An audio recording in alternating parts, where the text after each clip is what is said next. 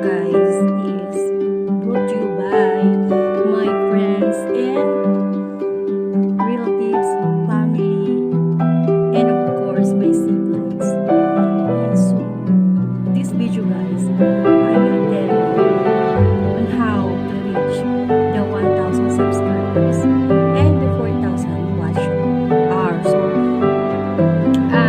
bagong lahat guys, gusto ko lang mag-thank you sa mga taong naging daan or naging susi sa pagpasok ko dito sa YouTube channel. So actually guys, disclaimer lang, no, hindi ako actually sinasabing vlogger. So siguro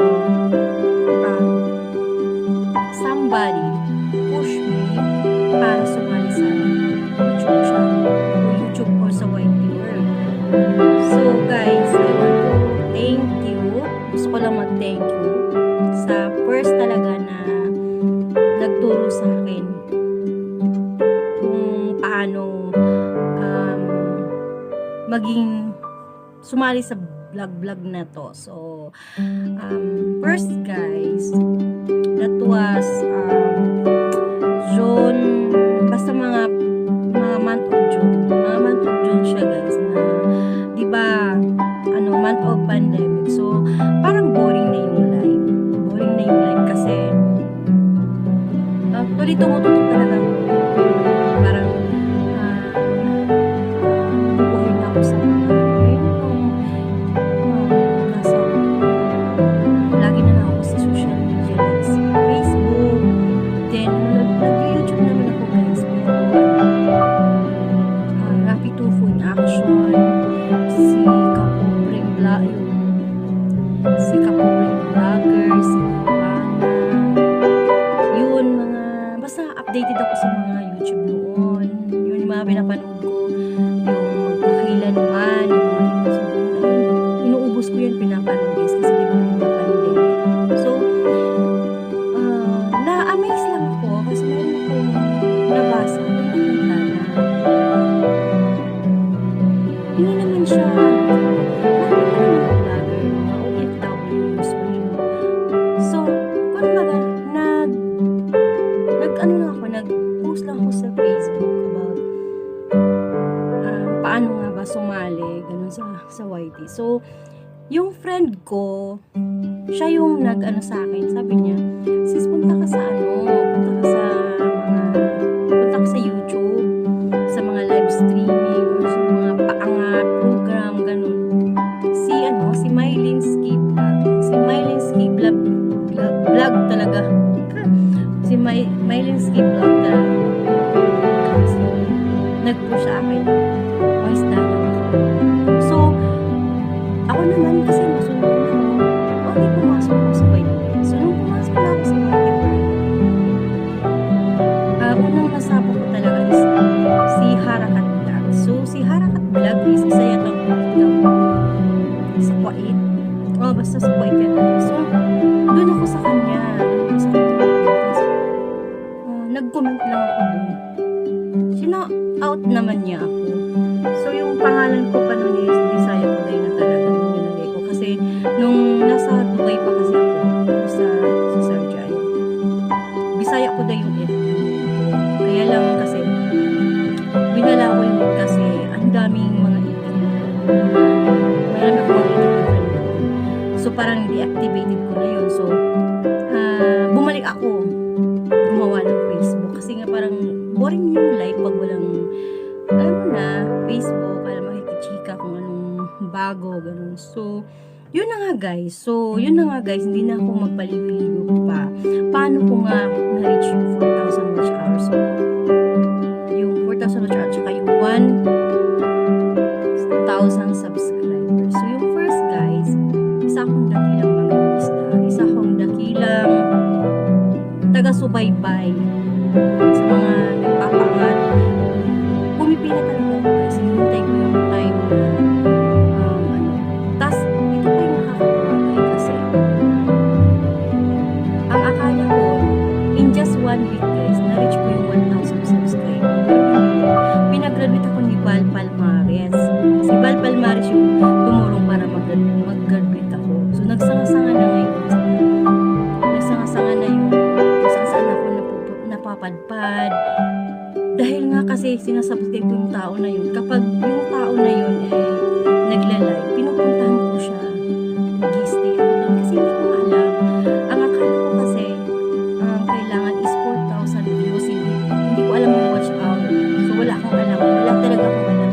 Walang nag-explain. Ako lang din ang naghanap ng way kung paano. So nag-search ako. Ayan. Nag-search ako. Tapos merong mga taong wala talaga, hindi sila nagsasabi.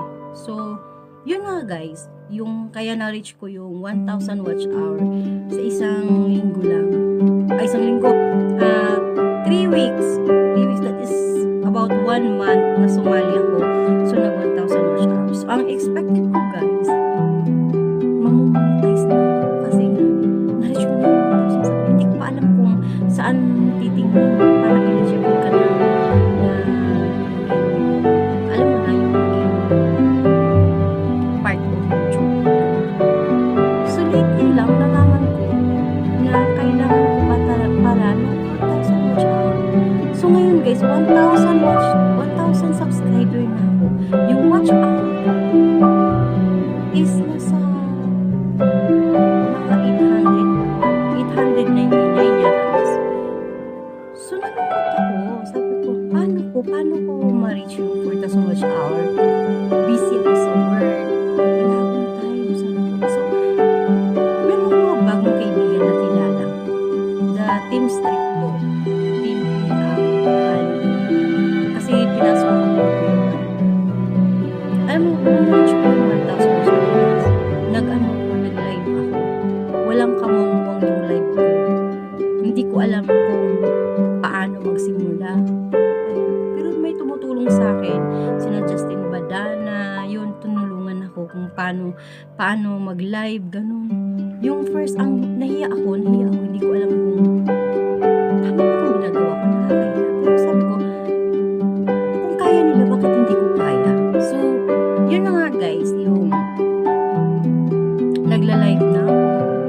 Okay naman, tumas naman yung WH ko. Yun nga lang, medyo konti pa lang siya. So, yung pumasok na ako dun sa Team Street na watch to watch kami. So, nalagdagan kasi yung mga tao dun is iba-iba. Yeah, shout out ko si Marvin na isa na rin monetized channel. Si Teen Joy, isa na rin monetized channel.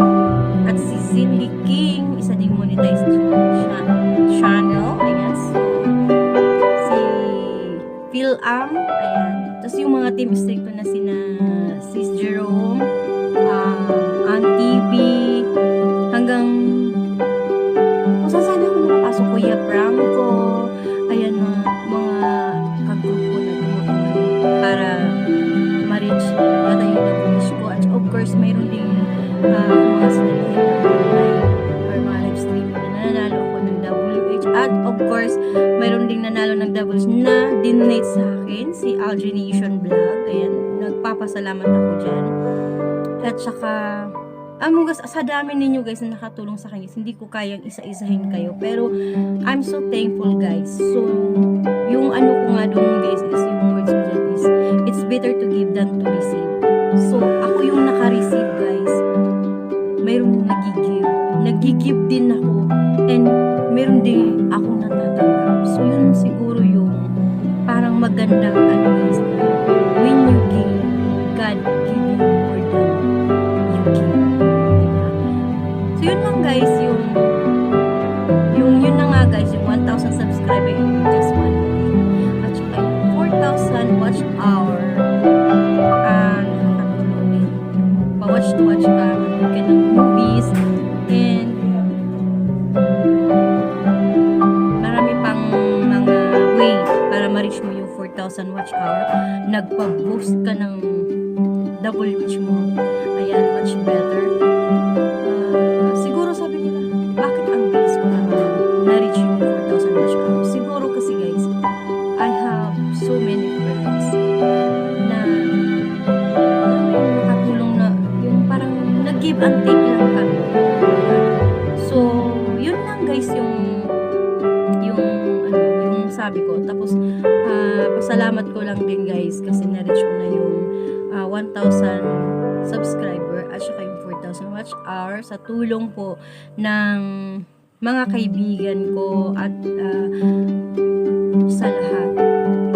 Thankful ako guys. Sana yung magsisimula pa lang, ganun yung isipin nyo guys, yung siguro patient is a virtue, yung the more you give, the more you receive, yung when you give, God give you more than you give. Yun lang yung maganda na itanim natin sa isip natin guys, na huwag natin isipin na lagi na lang tayong maghihintay ng kapalit kung tayo ay tutulong. Kasi time will come na lahat ng mga tulong na ginawa mo, kung hindi ka man niya pinalikan, I'm sure merong magbabalik niya sa'yo. Okay, so that's all. Yun lang guys, yung hindi ko alam mag-speech guys, pero nagpapasalamat ako sa lahat ng naging parte ng channel ko. And of course, dahil na-monetize na ako guys, ayan, yun na nga guys, the more you give, the more you receive. Binalik din sa akin kung ano man yung mga ginawa ko. So, thankful ako guys. Shout out ako sa mga taong handang tumulong sa akin. The Team Allegro, the Team Stricto, the YTNB Premier. Yan ang mga taong nagpapalibot at sa inyo na nanonood ngayon o hindi pa nanonood. Gusto kong magpasalamat sa inyo. Very thankful si Bisaya Tunday. And sana in the next journey, magkita-kita tayo. Hindi pa tapos ang laban. Kailangan pa rin natin magtrabaho or trabahuin pa rin natin para makuha natin yung minimitin natin na sahod-sahod sa YouTube. So, hindi pa natin na naranasan yan. So, abangan nyo guys kung mayroon bang sahod o kung worth it ang pagiging isang YouTuber or isang vlogger. Ako naman isang vlogger na football. Ayan. So, yun lang guys yung masasabi ko. And shout out ako sa lahat ng nanood dyan. Sa Team Stricto, Kurichiwa Angel, Sweetie siya, Berry, Sean, ayan yung mga nagpalibre sa akin ng wifi, si Stranger PH, Salo, tsaka yung mga very supportive ko na mga kaibigan na nandyan. Thank you talaga. I will end this. Hindi matatapos ang sasabihin ko guys. And thank you to all, and God bless us all, and welcome to YT World.